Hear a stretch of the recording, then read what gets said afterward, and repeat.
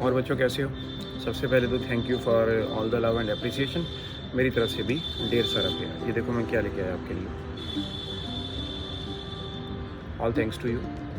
और एक और चीज़ लेके आया हूँ, गेस करो क्या है? कार है। अब आप सोचोगे कार में कैसे दिखाऊंगा यहाँ टेरेस पे खड़ा होके, तो ये हॉट व्हील्स की कार है। तो मेरे ख्याल से आप में से बहुत लोगों के पास ये हॉट व्हील्स की गाड़ियाँ होंगी। हमारे पास तो अच्छी खासी कलेक्शन है और इनके साथ खेलने में तो बहुत ही मज़ा आता है। बाकी जो यहाँ पे मौसम के बारे में बात है वो तो फिर वही पिछले 2 वीडियोज़ वाली कि उगता हुआ सूरज और जाती हुई सर्दियाँ। सर्दियाँ तो करीब करीब चली गई हैं, तो होली आने वाली। और ये जो उगता हुआ सूरज है, आज की शाइन थोड़ी सी कम है। आपको यहाँ पे थोड़ा सनलाइट कम फील हो रही होगी। उसका रीज़न ये है कि आज क्लाउड्स और सन के बीच में वो चल रहा है। आपके वाला वर्ड बोलें तो हाइड एंड सीक, और मेरे वाला वर्ड बोलें तो लुक एंड मीटी। फिर से बोलूँ एक बार, अच्छा लगा ना आपको ये word? That is called look and मीटी। तो लुक एंड मीटी के बारे में तो बात नहीं करेंगे। आज जो बात करनी है हमें थोड़ा बोर्ड एग्ज़ाम के बारे में, केमिस्ट्री के बोर्ड एग्ज़ाम के बारे में, जो रोड मैप वो डिस्कस करना है। मुझे थोड़े दिन पहले 2-3 लोगों ने मैसेज किया कि सर वो एग्ज़ाम आ रहा है और उसमें सिर्फ 3 छुट्टियाँ हैं। और सिर्फ नहीं, 3 तो काफ़ी होता भाई। और आप थोड़ा एक उसका प्लान बना के बता दें तो थोड़ा स्ट्रीमलाइन हो जाएगा उसके लिए प्रिपेयर करना। तो ठीक है, I will come with it. अच्छा लगा। देखो यही तो इस प्लेटफॉर्म का पर्पज़ है। जैसे मैंने पहले वीडियो में आपको कहा था कि आप अपने आप को एक्सप्रेस करो, मैं अपने आप को एक्सप्रेस करूँ, और एक जंक्शन उस चीज़ का जो है वो बहुत ही एक नए तरह के आयाम लेके आता है इसमें। तो लेकिन इससे पहले एक चीज़ जो मैं हर बार भूल जाता हूँ, फिर मुझे वो भी बार बार पॉइंट आउट किया जाता है कि अगर एक ये वीडियो आपको अच्छा लगा तो इसको आप लाइक करें, चैनल को सब्सक्राइब करें और इसको शेयर करें। खासतौर पे ये वाला वीडियो तो बहुत सारे लोगों के साथ शेयर करने के लिए है जिनके बोर्ड एग्ज़ाम्स आ रहे हैं। अब ये मैटर नहीं करता कि बोर्ड एग्ज़ाम कौन सी क्लास का है या कौन सा आपका सब्जेक्ट है, या बोर्ड एग्ज़ाम है नहीं तो स्कूल का इंटरनल एग्ज़ाम है। बस ये जो एक रोड मैप होता है, इसके बारे में सुनना, इसके बारे में डिस्कस करना, इससे एक जनरल जो है प्लानिंग और ज़्यादा क्लियर और सही वर्ड बोलूँ ऑप्टिमाइज़ हो जाती है। तो इसलिए कम से कम 2 बार सुनना है इस वीडियो को। और ज़रूरी भी नहीं कि जो बातें मैं यहाँ पे आपको कहूँगा आपको उन्हीं को 100% फॉलो करना है।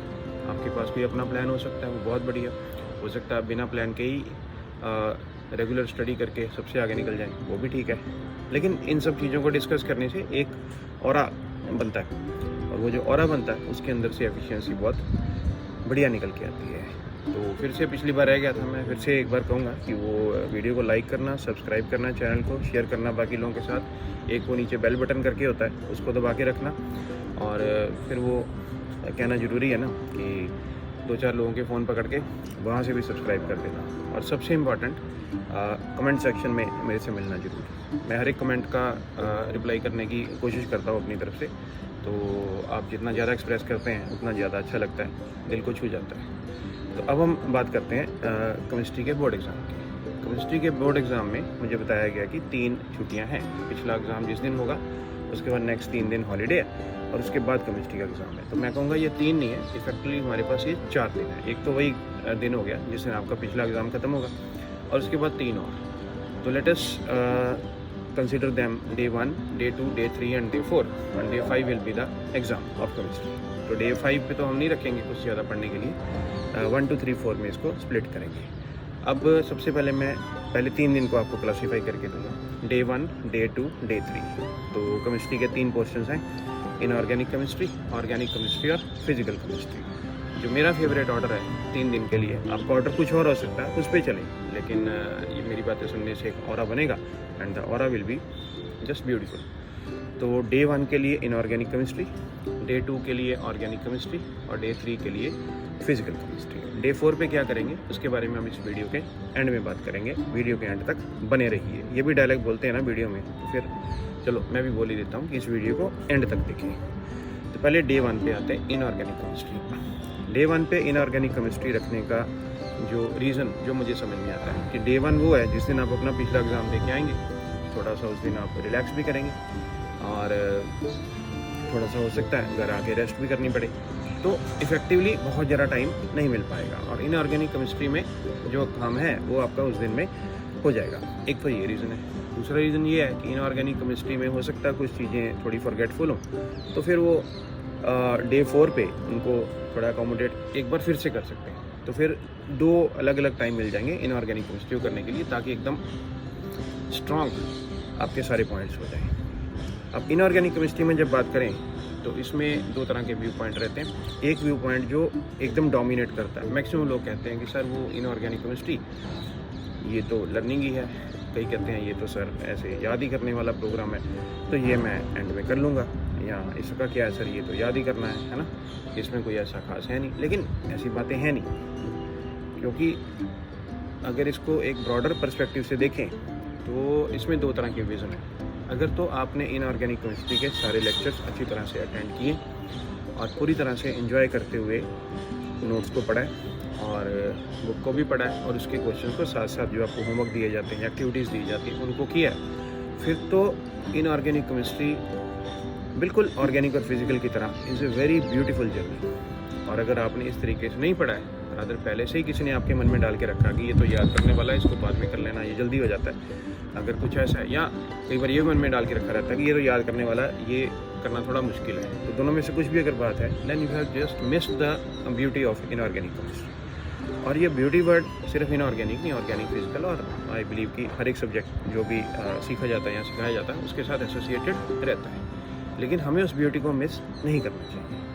फॉर एग्जांपल, जब हम D and F block elements study करते हैं, उसमें बहुत ही खूबसूरत टॉपिक हैं, जैसे potassium dichromate. Each and every word is important, plus each and every word is part of that beautiful journey. How do you feel, कैसे कैसे ऑक्सीडेशन नंबर चेंज हो रहा है, कैसे कैसे वो ऑक्सीडाइज कर रहा है, कैसे कैसे दूसरी चीज़ें ऑक्सीडाइज हो रही हैं, कैसे कैसे वो कलर चेंज हो रहा है, और फिर उसके स्पेशल केसेस वगैरह। और जब हम पोटाशियम डाइक्रोमेट के बाद फिर पोटाशियम परमैंगनेट को स्टडी करते हैं, the beauty of the topic is enhanced in comparison with each other. तो फिर वो general characteristics D block elements के, उनकी वेरिएशंस, जिसमें नो डाउट बहुत सारे एक्सेप्शंस हैं।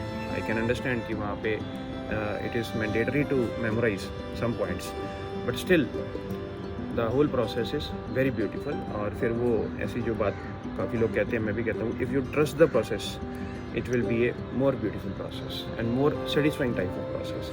अब अगर हम एफ ब्लॉक एलिमेंट्स में वो सब लेंथेनाइड कॉन्ट्रैक्शन और उसके इफ़ेक्ट्स, और कैसे वो कभी कभी पीरियोडिक टेबल में ऊपर नीचे एटॉमिक साइज जो है सेम रहने का फिनोमेनन है, and these are wonderful things to learn, to admire and to deliver fast at any time. तो एक तो ये वाला तरीका है। और अगर दूसरा वाला तरीका है, आपको पहले से बस आपने याद करके ही टेस्ट दिए हैं, लर्न वगैरह करके, तो चलो फिर उस तरीके से भी, तो दोनों में जो भी तरीका आप फॉलो करना चाहते हैं, दोनों ही तरीके से इनऑर्गेनिक केमिस्ट्री हो जाएगी। तो पहला दिन तो आपको उसके लिए रखना है, लेकिन इसमें बिल्कुल ये नहीं करना है कि आप बीच बीच में से पढ़ के जा रहे हैं। अच्छी तरह से फॉलो करें कि सिलेबस में क्या क्या है सीबीएसई के, और वो वाले टॉपिक्स बहुत अच्छी तरह से करने, अपने क्लास नोट्स, अपनी टेक्स्ट बुक उनको साथ में रख के, तो जो जो रेलिवेंट चीज़ें गो थ्रू देम प्रॉपरली। और दुनिया में कहीं भी किसी भी सब्जेक्ट में ना सही, किसी भी और प्रोजेक्ट के लिए, maybe you are a professional, maybe you are a service person, maybe you are some freelancer और समथिंग, किसी भी तरीके का अगर आप रोड मैप बना लेते हैं तो it will not work unless you are able to properly execute it और डिलीवर इट। तो सबसे बड़ी जो बात है कि आपको पिछले एग्ज़ाम ख़त्म होने के थोड़ी देर बाद रिलैक्स करके बैठ जाना है और पढ़ना स्टार्ट करना है। बेशक आप रोड मैप के रॉन्ग चलें, रोड मैप के डिफरेंट तरीके से चले, अपने किसी तरीके से चले, तो बॉटम लाइन तो ये है कि आपको मेहनत करनी है और पूरा फोकस्ड होकर मन को शांत रखते हुए इन सब चीज़ों को स्टडी करना है। तो ये तो होगी इनऑर्गेनिक केमिस्ट्री। और मैं कहूँगा कि अगर आप रोड मैप को फॉलो कर रहे हैं तो जैसा इसमें टारगेट दिया जाता है उससे थोड़ा प्लस ही होना चाहिए, उससे माइनस में नहीं होना चाहिए। तो वो डे 1 तो आपका इनऑर्गेनिक केमिस्ट्री अच्छी तरह से हो गई। वो टेक्स्ट बुक के बैक एक्सरसाइज के क्वेश्चंस वगैरह, इन टेक्स्ट क्वेश्चंस वगैरह, और थोड़ा अगर इसके अलावा टाइम बचे तो वैसे तो हम डे 4 पे वो चीज़ें रखेंगे, अगर इसके अलावा टाइम बचे तो फिर कुछ प्रीवियस ईयर क्वेश्चंस वगैरह किए जा सकते हैं। और इसमें जो इम्पॉर्टेंट बात है, जो भी क्वेश्चंस हैं कंसेप्चुअल, वो तो चलो अपनी जगह हैं, लेकिन जो क्वेश्चंस इनऑर्गेनिक केमिस्ट्री में रिएक्शंस के साथ रिलेटेड है, रिएक्शंस को हमेशा लिख के करें। अगर आप केमिकल इक्वेशंस को लिख के नहीं कर रहे हैं, उनको ऐसे ही आप बस देख लिया, रीड कर लिया, हो गया चलते फिरते, तो फिर आप उनके साथ जस्टिस नहीं कर रहे हैं। अगर आप उनके साथ जस्टिस नहीं कर रहे हैं तो फिर आप अपने साथ जस्टिस नहीं कर रहे हैं। तो यहाँ पे there is conclusion of day 1। इसके बाद आते हैं डे 2 पे। डे 2 के लिए मैंने आपके लिए रखा है ऑर्गेनिक केमिस्ट्री। ऑर्गेनिक केमिस्ट्री का तो अच्छा खासा सिलेबस है और कंप्लीट डे 2 सुबह से लेके रात तक आपको मिलेगा। अब हो सकता है आप रात को पढ़ने वाले स्टूडेंट हैं, हो सकता है आप दिन को पढ़ने वाले स्टूडेंट हैं, दोनों में से कोई भी हो सकते हैं। सो इक्वली आप जब वेकअप होने के बाद आप स्टार्ट करें वहाँ से, ठीक है, और जब आप सो जाएं ख़त्म करके, वहाँ तक को डे 2 कंसिडर करें। अब ऑर्गेनिक केमिस्ट्री तो I will say and most of you will agree with me, most beautiful of all this. और उसमें भी फिर वो जर्नी वाली बात है। अब कभी कभी स्टूडेंट्स कहते हैं सर मैंने ऑर्गेनिक में सारा दिन करके सारे वो रिवाइज कर लिए, लेकिन मुझे रिएक्शंस भूल रहे हैं। और कभी कभी कहते हैं सर वो कन्वर्जेंस वाले क्वेश्चन नहीं हो रहे, सब डीएम रिएक्शन मिक्स होते जा रहे हैं। तो इसमें फिर दोनों तरह की बातें हैं कि आप उनको याद करने की कोशिश कर रहे हैं या आपने उस ब्यूटीफुल जर्नी को फॉलो किया। अगर फॉलो किया फिर तो कोई प्रॉब्लम नहीं है, और अगर नहीं उस तरह से कर पाए तो वो जो एक दिन है वो काफ़ी है करने के लिए। आप अपने क्लास नोट्स, टेक्स्ट बुक वगैरह साथ रखें, सिलेबस का ध्यान रखें, और जो मेरा ओपिनियन है पहले क्वेश्चन स्टार्ट ना करें। पहले आप थ्योरी पढ़ें अच्छी तरह से, नेम रिएक्शंस को पढ़ें, रिएक्टिविटी के ऑर्डर्स को स्टडी करें, जो अलग अलग डिफ्रेंशिएट करने के लिए, डिस्टिंग्विश करने के लिए टेस्ट होते हैं ऑर्गेनिक केमिस्ट्री में, उनको अच्छी तरह से स्टडी करें। जो रिएक्शंस और मैकेनिज़म्स इंपॉर्टेंट हैं एज़ पर द सिलेबस, उनको अच्छी तरह से लिख के देखें। और फिर जब आप क्वेश्चंस करेंगे तो बड़ी आसानी से क्वेश्चन सॉल्व होंगे। अगर आप डायरेक्टली वहीं से स्टार्ट करें, give test to distinguish between the following compounds, और आगे 6 क्वेश्चंस हैं, और 6 में से हो सकता है आपको 2-3 हो ही ना, क्योंकि आपने अभी थ्योरी अच्छी तरह से स्टडी नहीं की है कि कौन सा कंपाउंड कौन सा टेस्ट देता है, किसमें कौन सी एक्सेप्शन है, वो सारी चीज़ें। और अगर आप पहले थ्योरी पढ़ने के बाद अच्छी तरह से पढ़ने के बाद वहाँ पे आएंगे, फिर तो बस वो वन आफ्टर दी अदर अपने आप अनफोल्ड होता जाएगा। तो ऑर्गेनिक केमिस्ट्री पढ़ने का तो ये तरीका है। तो पहले अच्छी तरह से थ्योरी रिवाइज कर लें, उसमें स्ट्रेस दें नेम रिएक्शन को, स्ट्रेस दें अलग अलग तरह के टेस्ट को, अलग अलग रिएजेंट्स को, और जो कन्वर्जेंस पैटर्न आपको साथ साथ करवाया गया है उसको। एक मेरा वीडियो भी है कन्वर्जेंस के बारे में, मैं इस वीडियो के डिस्क्रिप्शन में उसका लिंक भी छोड़ दूँगा। अगर आपने पहले उसको देख लिया और सुन लिया अच्छी तरह से फिर ठीक है, और नहीं तो आप उसको फिर से गो थ्रू हो सकते हैं। और अगर आपने देख भी लिया है तो एक बार फिर से आपको उसको कर लेना चाहिए, that will be very useful. तो अच्छा, और एक बात इंपॉर्टेंट है, बोर्ड के लिए आप प्रिपेयर कर रहे हैं तो एक वो जो प्रिस्क्राइब्ड सिलेबस है और जो रेलिवेंट टॉपिक्स हैं, तो उनके साथ साथ चलते हुए मैक्सिमम आपके जो रेलिवेंट क्वेश्चन है वो सॉल्व हो जाने चाहिए, ऐसा मेरा मानना है। अब देखो ये चमकना शुरू हो गया ना, थोड़ी थोड़ी धूप इधर से आनी शुरू हो गई। अब ये उगता हुआ सूरज, probably the sun has one the battle today over the clouds, और लुकन मिट्टी की गेम ये जीत ही गया है, ऐसा लग रहा है मुझे। अच्छा, फिर उसमें कुछ क्वेश्चंस रहते हैं, जैसे ऑर्गेनिक में होता है ना वो ABCD वाले क्वेश्चन, कि एक कंपाउंड A है वो किसी से रिएक्ट करके B बनाता है, वो किसी से रिएक्ट करके फिर C बनाता है, फिर वो D में कन्वर्ट होता है, D के बारे में कुछ हिंट दिया रहता है, और वो कहते हैं identify A B C and D। और इस क्वेश्चन की डायरेक्ट बात नहीं कर रहा हूँ, इससे डिराइव्ड अलग अलग तरह के और क्वेश्चंस पूछे जा सकते हैं। तो ऐसे काफ़ी क्वेश्चंस पहले आपने किए हैं, आपके असाइनमेंट्स वगैरह में भी हैं, प्लस टेक्स्ट बुक की बैक एक्सरसाइज में, इन टेक्स्ट वगैरह में भी आपको ऐसे क्वेश्चन मिल जाएंगे। और अभी अभी जो रिसेंटली सब्जेक्टिव टेस्ट कंडक्ट किए गए उनमें भी हैं, और जो अपना CBSE वाला केमिस्ट्री का क्वेश्चन बैंक है उसमें भी ऐसे क्वेश्चन हैं, तो वो ठीक तरीके से वहाँ से कर लेने बहुत ज़रूरी है। फिर कुछ ख़ास चीज़ें रहती हैं ऑर्गेनिक में, जैसे डिफरेंसेस। अब डिफरेंसेस का मतलब ये नहीं कि डिफरेंसेस ऐसे पूछे जाएंगे, लेकिन वो डिफरेंसेस के बेस पे बहुत सारी चीज़ें बनती हैं, जैसे SN1 और SN2 रिएक्शंस के डिफरेंसेस हैं, उससे बहुत सारे अलग तरह के क्वेश्चन डिराइव हो सकते हैं। अब जैसे टेस्ट हैं ऑर्गेनिक में, बहुत इंपॉर्टेंट टेस्ट हैं, वो ल्यूकास टेस्ट हो गया, और सबसे important, the most important, iodoform test. अब एक बार जब आप आइडोफॉर्म टेस्ट को अच्छी तरह से उसके अलग अलग केसेस स्टडी कर लेंगे, कौन से कंपाउंड देते हैं, कौन से कंपाउंड नहीं देते हैं, तो फिर आप बड़ी आसानी से वहाँ तक पहुँच जाएंगे जहाँ पे आपके वो डिस्टिंग्विश करने वाले क्वेश्चन सॉर्ट आउट हो जाएंगे। फिर एल्डिहाइड कीटोन्स में बहुत बढ़िया वो हैं टॉलरेंस, बेनेडिक्ट और फेलिंग वगैरह, तो उनको अगर आपने एक बार अच्छी तरह स्टडी कर लिया तो वो क्वेश्चन बड़ी आसानी से होते रहेंगे। फिर वो कार्बोक्सिलिक एसिड और एस्टर को डिफरेंशिएट करने के लिए प्राइमरी, सेकेंडरी, टर्शरी अमाइन से रिलेटेड चीज़ें, तो सो मैनी थिंग्स, जैसे कार्बाइल टेस्ट वगैरह रहता है ना, तो बहुत इंपॉर्टेंट बात है। कहने का मेरा मतलब ओवरऑल ये है कि पहले इन डेप्थ स्टडी कर लें, उसके बाद क्वेश्चंस करेंगे तो आपको एक विन विन सिचुएशन रहेगी, एक ड्यूअल एडवांटेज रहेगा।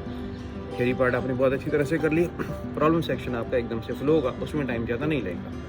रादर अगर आप पहले थ्योरी अच्छी तरह से नहीं करेंगे और फिर आप उसको किए बिना प्रॉब्लम्स करेंगे, तो फिर प्रॉब्लम्स विल बी प्रॉब्लम्स। अच्छा बन गया ना, फिर प्रॉब्लम्स विल बी प्रॉब्लम्स, और वो ज़्यादा सॉल्व हो सकता ना हो, और उनको फिर सॉर्ट आउट करने में, उनके आंसर्स वगैरह सर्च करने में, एक दूसरे से पूछने में बहुत टाइम लगेगा। और यही इस रोड में आपका एक फ़ायदा है, ये आपको एक गाइड करेगा धीरे धीरे। बाकी आपकी मर्ज़ी है, आप अपने तरीके से पढ़ सकते हैं, लेकिन मेरी एक आपसे रिक्वेस्ट है, आप ऐसे बिल्कुल ना करें कि जैसे अभी 3 छुट्टियाँ हैं तो ये 1.5-2 दिन तो ऐसे कुछ ज़्यादा पढ़े नहीं, और फिर उसके बाद दूसरों को फ़ोन करें, हाँ भाई तेरा कितना हो गया, तू क्या करके जा रहा है, कुछ इंपॉर्टेंट बता दे। वो किसी किस्म का रोड मैप नहीं, ठीक है, तो उसको ना बिल्कुल फॉलो करें। तो मुझे पता है आप लोग ऐसे मेरी बात सुन के हंसना शुरू हो गए हो, कभी ना कभी आपने अगर पहले ऐसा किया है तो you just enjoy this things. तो अब ऑर्गेनिक केमिस्ट्री में भी वो इक्वे रिएक्शन जो हैं वो लिख के देखे जाएँ। जैसे मान लो कोई भी रिएक्शन है, डिहाइड्रेशन ऑफ अल्कोहल हो गया, रिमर-डिमन रिएक्शन हो गया, वो ल्यूकास टेस्ट वगैरह हो गया, तो उसके जो रिएक्शंस हैं, है ना, एस्टेरिफिकेशन है, सो मैनी है, एल्डोल कंडेंसेशन है, और इसके साथ वो कैनिज़ेरो रिएक्शन है, लिख के देखना बहुत ही ज़्यादा ज़रूरी है। फिर हम आते हैं डे 3 पे। डे 3 के लिए रखा मैंने आपके लिए फिज़िकल केमिस्ट्री। और फिज़िकल केमिस्ट्री को करने के भी 2 तरीके रहते हैं। एक तो ये है कि यू वांट टू इंश्योर कि आप कोई भी मार्क्स लूज़ ना करें और बहुत बढ़िया परफॉर्म करें, फिर तो अच्छी तरह से पढ़ना पड़ेगा। और दूसरा, कई लोग ये देखते हैं कि थोड़े टाइम में ऐसे फॉर्मूले देख के चले गए और थोड़े कंसेप्चुअल क्वेश्चन देख लिए तो वो कहेंगे। और मैं तो कहूँगा कि आप दूसरा वाला तरीका ना फॉलो करें, वो पहले वाला तरीका ही फॉलो करें। सिर्फ फॉर्मूले वगैरह आपको पता है, फिजिकल केमिस्ट्री के सारे क्वेश्चन ठीक हो जाएंगे, ऐसा जनरली नहीं देखा गया। मैंने तो ऐसा नहीं देखा, मेरे ख्याल से आप मेरे इस एक्सपीरियंस से एग्री करेंगे। अब नो डाउट फिजिकल केमिस्ट्री में फॉर्मूले वगैरह की इंपॉर्टेंस तो रहती है, लेकिन बहुत सारे कॉन्सेप्ट्स रहते हैं साथ में। अब सिलेबस में जो चैप्टर्स हैं उसके अकॉर्डिंगली बहुत सारे लॉज हैं, छोटी छोटी डेरिवेशंस हैं उसके रिलेटेड। और कंसेप्चुअल क्वेश्चंस के बाद जो एक इम्पॉर्टेंट बात आती है इसमें, कोई इम्पॉर्टेंट चीज़ आती है, वो होते हैं न्यूमेरिकल्स।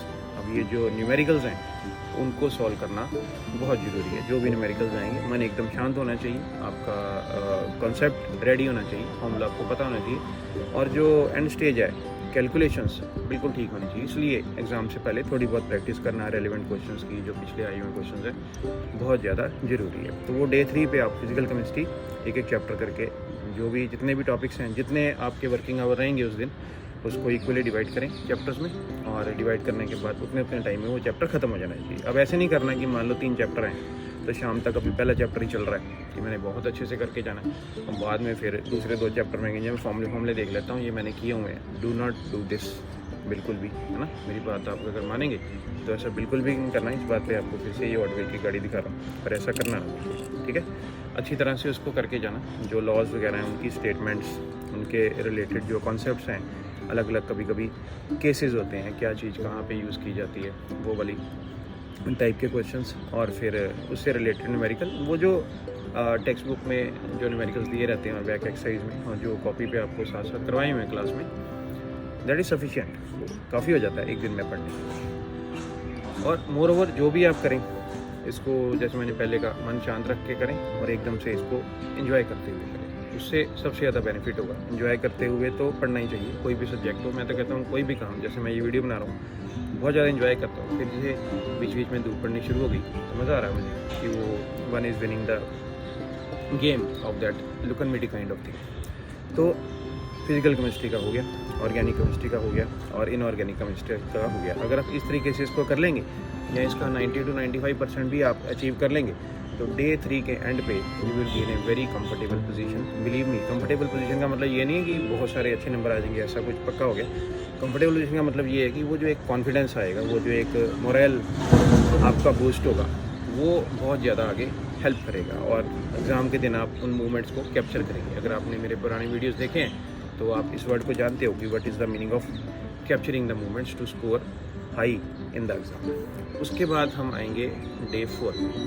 अब डे 4 है और सिलेबस आपने सारा कर लिया रिवाइज, डे 4 पूरा आपके पास है। अब डे 4 के दिन आपको क्या क्या करना है? उस दिन आपको क्वेश्चंस करने, जो आपके पास सब्जेक्टिव टेस्ट हैं उनके क्वेश्चंस करने, जो आपका सैम्पल पेपर है आपको उसका क्वेश्चन करना है। अगर आपने कोई सैम्पल पेपर की वो बुक वगैरह खरीदी है तो उसके जो पेपर्स हैं उनको करना है, लेकिन उनको करते हुए एक ध्यान रखना है कि वो एक रेलेवेंट चीज़ें होनी चाहिए जो आप कर रहे हैं। और अगर कुछ छूट गया आपका पिछले 3 दिनों में तो उसका रिपेयर वर्क किया जा सकता है। मान लो ये सब करने के बाद आपको लगता है कि इस पर्टिकुलर चैप्टर में वो वाला टॉपिक मैंने थोड़ा जल्दी कर लिया था, नींद आ रही थी, तो उसके लिए आप कुछ आधा पौना घंटा निकाल सकते हैं। ऑर्गेनिक में कन्वर्जन्स वाले क्वेश्चंस आप अच्छी तरह से कर सकते हैं फिर से, जो इंपॉर्टेंट कन्वर्जन्स पिछले कुछ सालों में पूछी गई हैं। तो कहने का मतलब कि वो जो प्रीवियस ईयर क्वेश्चंस हैं वो भी किए जा सकते हैं। और जैसे स्कूल में आपके 2-3 बार एग्ज़ाम्स जो हुए हैं उनके क्वेश्चन पेपर्स हैं, उनको आप फिर से गो थ्रू हो सकते हैं। तो ये सारी चीज़ें वो इससे 2 फ़ायदे होंगे। एक तो जो भी आपने 3 दिन में पढ़ा उसमें इंटरकनेक्शंस बनेंगे तो एक कॉम्प्लीमेंट्री तरीके से आपकी प्रिपरेशन कंप्लीट होगी। और दूसरा बेनिफिट ये होगा कि साथ साथ वो अपने आप को ऑटो कैलिब्रेट करता जाएगा। अगर मान लो आप प्रीवियस ईयर क्वेश्चंस या कुछ अपने टेस्ट में से क्वेश्चंस कर रहे हैं और आपको बार बार आ रहा है कि ये इस तरह के कंपाउंड को इस तरह के कंपाउंड में कन्वर्ट करने में मुझे बार बार गलती लग रही, या ऐसे कंपाउंड को डिस्टिंग्विश करने में मुझे पता नहीं लग रहा क्या करना, तो आप फिर वहाँ से इस पॉइंट को पकड़ के फिर से वापस जाके उसकी स्टडी कर सकते हैं। तो ये उसमें एडअप कर देगा। तो इसी तरह से करते करते आपका डे 4 भी निकल जाएगा। डे 4 निकल जाएगा तो फिर डे 5 के लिए आपकी तैयारी कंप्लीट है। अब डे 5 को सुबह पेपर से पहले क्या करना, अगर आपने इस रोड मैप को अच्छी तरह से फॉलो कर लिया या जो भी आपका अपना रोड मैप है आपने उसके तरीके से प्रॉपर प्रिपरेशन कर लिया, तो ये तो फिर आपको फिर से विन-विन सिचुएशन हो गई। तो उस दिन तो आप बहुत अच्छे तरीके से जो भी आप एडिशनली रिवाइज़ करना चाहते हैं उसको पूरा एंजॉय करते हुए रिवाइज़ करेंगे और एकदम कॉन्फिडेंस के साथ you are going to move in to the examination hall, you are going to step in to the examination hall कि चलो देखते हैं क्या क्वेश्चन आते हैं। आज तो मज़ा ही आ जाएगा, मैं बहुत बढ़िया प्रिपरेशन करके आया। एंड बिलीव मी, अगर आप थोड़ा सा भी समझदारी से काम लेंगे तो ऐसा होगा और ज़रूर होगा, और ये होना बहुत ज़रूरी है। तो बस ये सारी बातें थी। और थोड़ा सा 1-2 वीडियो और पेंडिंग है। एक तो मैंने बात की थी पहले, वो +1 से +2 में जो बच्चे जा रहे हैं 11 से 12th में, उनके लिए जो ओरिएंटेशन वीडियो है तो बड़ी जल्दी मैं उस वीडियो के साथ भी आऊँगा।